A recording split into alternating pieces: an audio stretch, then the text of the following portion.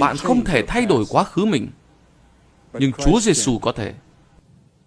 Chúa Giêsu có thể thay đổi quá khứ bạn bằng việc che phủ tội lỗi bạn bằng huyết của Ngài và tha thứ tất cả các tội lỗi và sai lầm bạn đã từng phạm. Đó là một điều tuyệt vời vì Chúa Ngài có một cuộn băng ghi hình. Và tất cả những gì bạn đã nói, bạn đã nghĩ, bạn đã làm đều được ghi hình lại và sẽ được bật lại vào trong ngày đoán xét. Nhưng nếu bạn đến với Chúa Giêsu và phó cuộc đời mình cho Ngài, thì Ngài xóa sạch cuộn băng đó.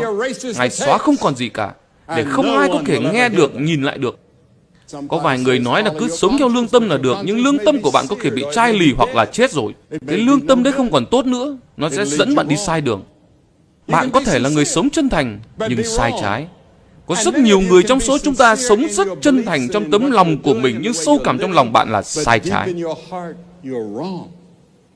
Vì bạn đã không sống theo lời Kinh Thánh nói, bạn không sống theo lời Chúa Giêsu nói, cho nên chính vì vậy bạn cần phải đến với cặp tự giá và ăn năn tội lỗi của mình, và để Đấng Christ tha thứ tội lỗi bạn từ cặp tự giá và thanh tẩy tội lỗi bạn bằng huyết của chính Ngài, và tiếp nhận sự công bình của Đức Chúa Trời.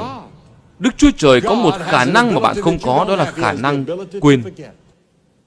Ngài quên tội lỗi của chúng ta, và đó là một suy nghĩ tuyệt vời để buổi tối ngày hôm nay bạn đi ngủ và nhận biết rằng tội lỗi bạn đã được tha.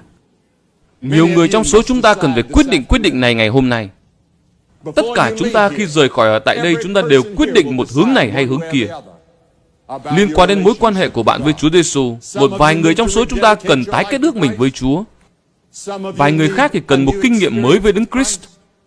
Vài người khác có lẽ đây là lần đầu tiên bạn đến để tiếp nhận Chúa Giêsu làm cứu Chúa và là chủ cuộc đời mình. Bạn sẽ được kinh nghiệm sự tha tội hoàn toàn và thiên đàng sẽ thuộc về bạn. Bạn là ai trong số đó? Bạn có biết Chúa Giêsu không? Bạn đã sẵn sàng chết chưa? Vì Ngài đang đến. Có vài người khác ở đây thì hoàn toàn đang ở trong tình trạng bế tắc. Những nan đề dồn nén, những áp lực của cuộc sống, và bạn dường như trong cuộc đời của bạn đang hoàn toàn bế tắc và không có lối thoát. Có thể là mối quan hệ hôn nhân của bạn. Bạn dường như là không thể vượt qua được. Bạn yêu nhau nhưng bạn lại không yêu nhau. Rồi bạn tranh chiến cãi lộn nhau. Có lối thoát nào cho tôi không? Có đó, có một con đường. Chúa Giêsu nói ta là đường đi cho con. Quyết định của bạn ngày hôm nay cũng sẽ quyết định hướng đi cho con cái của bạn trong tương lai, cho thế hệ các cháu của bạn nữa. Về cuộc đời của chúng nó sẽ sống như thế nào, nó hoàn toàn liên quan đến sự lựa chọn của bạn ngày hôm nay. Môi-se nói rằng ta lấy trời và đất làm chứng cho ta ngày hôm nay rằng ta đặt trước mặt các ngươi con đường phước hạnh và sự rủa xả, sự sống và sự chết. Vậy nên hãy chọn sự sống để ngươi và các con cái của các ngươi sẽ được sống. Thế hệ tương lai của bạn sẽ ảnh hưởng bởi quyết định đó. Bạn sẽ làm gì với quyết định của bạn ngày hôm nay?